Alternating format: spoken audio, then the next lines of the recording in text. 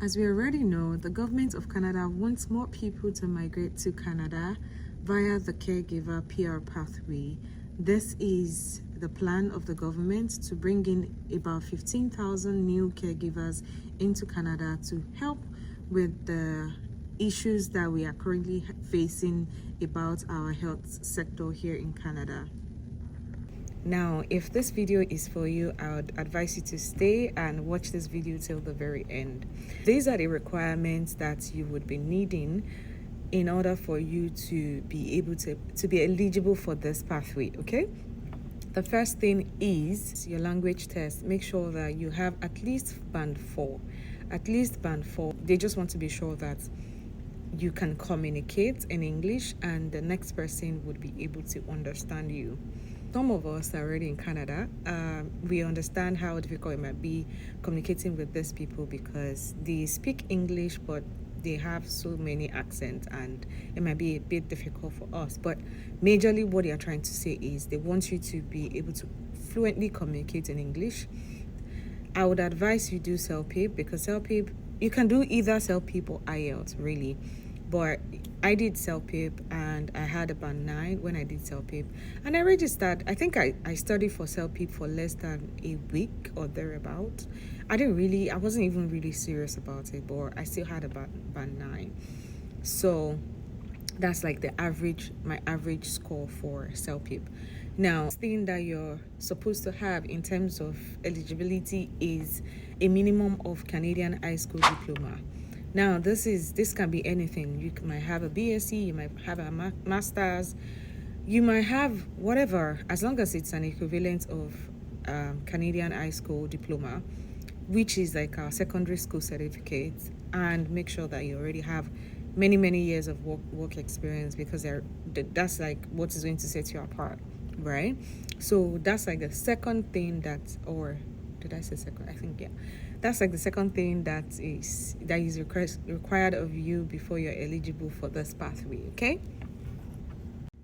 So the third thing is your work experience, your years of experience working in this sector, is to prove that you have extensive knowledge in this particular sector. It doesn't mean that they want people that are novice in the sector so that you don't come and then complicate so many things for people. I have made videos regarding this before.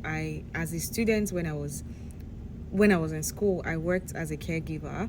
I still currently do the same job. As an immigrant, so you're migrating from a new country, you're required to already have this experience, and this is what is going to set you apart. If you don't have it, you will not be eligible for it. So if you do not have this experience and you want to migrate via this pathway, I would advise that you probably enroll in maybe one of these hospitals and volunteer. I think that's the word. I think you should volunteer at one of the hospitals and help them, assist them for a couple of months, maybe 3, 4, 6 months.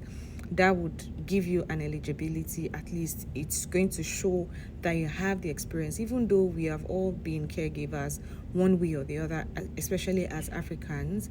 I would advise that you should just go to these hospitals and request to volunteer, so that when you're done with the volunteering work, you get a certificate of completion, and it's going to show that yes, you worked in this particular sector and you have this particular experience, even though you've been doing this particular job for years, but you need a certificate to show that yes, I've been doing the job before. I hope you understand what I'm trying to say.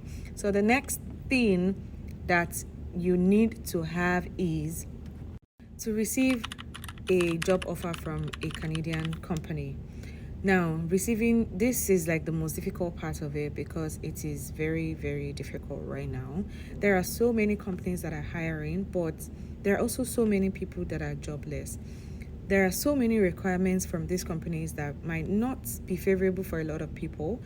But then again, the job, you're the one looking for the juice, right? So you have to do the job, you have to do the work, you have to start searching online, Indeed, Glassdoor, job banks, Canadian job banks. Search for these companies that are eligible to sponsor you.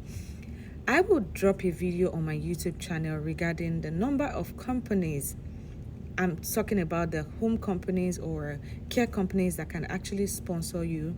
I think I made a video regarding this on my YouTube channel. I can't really remember, but I would still make like another video regarding this on my channel so that you would start targeting these companies whenever they put up job adverts and all that.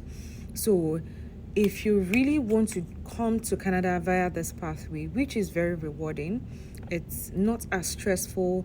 If you're not somebody that likes to deal with so many blood and all those things, yeah, this is something you can do.